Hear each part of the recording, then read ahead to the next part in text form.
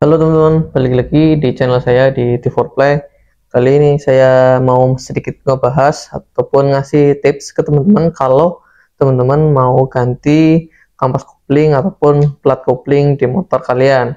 Karena ini kan ceritanya kemarin kan saya motor Jupiter Z yang 5TP itu udah saya belikan pak kopling. Nah, sekalian mengganti pak koplingnya mau dibikin kopling manual. Jadi di sini saya mau upgrade ataupun ya peremajaan spare part dari area couplingnya untuk motor Jupiter yang 5TP-nya, karena dari 2005 itu motornya itu belum pernah dibongkar ataupun diganti kampas couplingnya dan memang lumayan awet. Jadi di sini untuk plat couplingnya saya pakai merek KNZ yang ini yang lumayan murah. Ini untuk Jupiter Z tuh ada tulisannya ya, dan ini udah satu set ya, isinya itu ya ada 4 nih, dan ini saya belinya itu yang bintik-bintik kayak gini nih, kayak tipe-tipe racing gitu.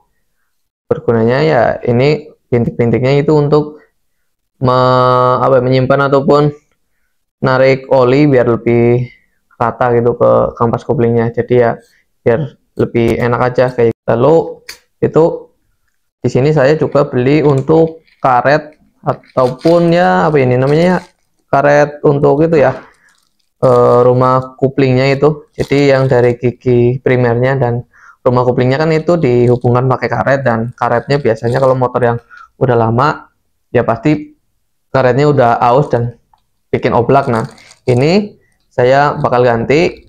Ini pakai merek SKO, ini juga bagus dan murah, hanya 20 ribuan. Lalu yang paling utama tentu saja kampas kuplingnya, dan ini kampas kuplingnya itu saya pakai merek Nippon, dan ini itu tulisannya sih Japan spec, dan juga biasa dipakai di motor-motor yang ganti kampas kopling karena ini harganya itu lebih murah. Ini saya kurang paham entah itu impor ataupun eh, dibikin di Indonesia gitu, tapi ini di sini ada tulisan nama PT-nya, itu PT Jetwin International Motorindo. Kenapa saya pakai kampas koplingnya itu bukan original merek Yamaha itu ya, karena yang pasti itu yang ini harganya itu lebih murah karena ini cuman 80.000. Sedangkan kalau yang original punya Yamaha Jupiter 5TP itu satu lembarnya itu 40.000 sendiri. Jadi kalau ada 4 lembar kampas kopling itu ya sekitar 160. Cuman aku agak lupa ya kalau Jupiter Z5TP itu kampas koplingnya ada 4 ataupun 5 gitu loh. Karena ini saya beli itu isinya ada 5. 1, 2, 3, 4, 5.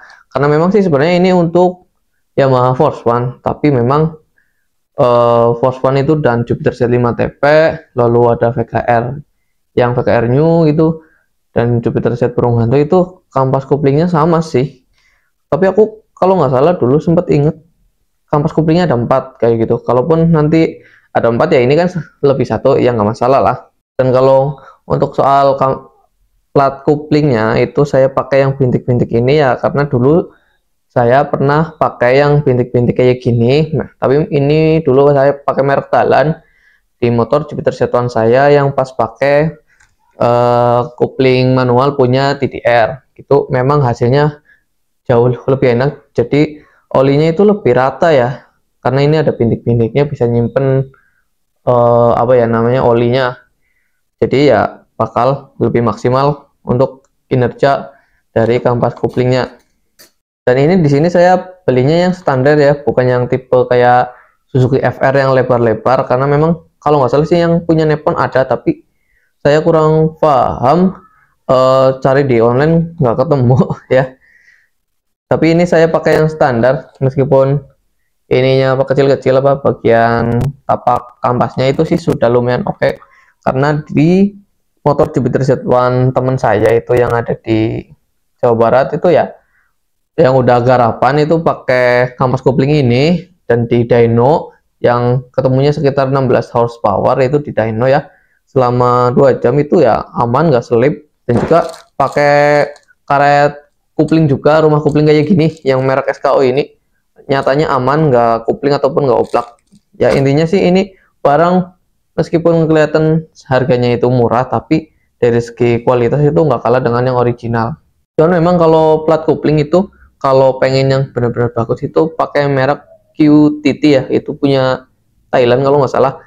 Dan untuk barangnya itu finishingnya lebih halus, intinya sih lebih bagus lah secara keseluruhan. Hanya saja itu harganya mahal, itu sekitar 80.000. Jadi saya pakai yang ini punya KNZ, itu ya udah lumayan cukup lah. Ini harganya kalau nggak salah kemarin saya beli ada di 20.000. Cuman karena motor saya kan memang yang 5TP itu ya standar lah, intinya bukan spek-spek yang gimana-gimana. Jadi pakai part yang biasa kayak gini sih harusnya sih sudah cukup dan nggak bakal ada gejala slip coupling dan sebagainya. Yang pasti kalau teman-teman pakai ataupun ganti kampas kopling, itu kampas koplingnya sebisa mungkin itu direndam terlebih dahulu ya ke dalam oli selama ya kurang lebih 1 malam ataupun 1 hari, biar kampas koplingnya itu bisa ngeresep oli, jadi hasilnya itu bakal lebih awet. Itu sih biasanya trik-trik yang biasa dipakai di bengkel-bengkel. Jadi besok sih bakal saya bikin video soal cara merendam kampas kopling pakai oli ya. Jadi mungkin akan saya bikin di video yang terpisah. Nah, kesimpulannya, jadi untuk teman-teman yang mau ganti kampas kopling dan sebagainya, itu saran saya bisa pakai, ngikut ke saya pakai kampas kopling yang Nippon ataupun plat kopling yang pendek kayak gini yang punya KNZ dan sebagainya yang murah. Dan tentu saja kalau dibongkar itu ya karet rumah kopling itu diganti sekalian, karena biasanya sih udah pada oblak. Karena ini saya memang lagi ngejar untuk budget yang lebih murah. Nah, untuk teman-teman yang mungkin nggak mau pengen yang mahal-mahal karena spek motornya standar kayak punya saya, bisa ikutin aja cara saya. Jadi sekiannya video dari saya. Kalau ada pertanyaan, monggo komen aja di bawah. Nanti kalau saya ada waktu bakal saya balas satu persatu. Sekian video dari saya dan terima kasih.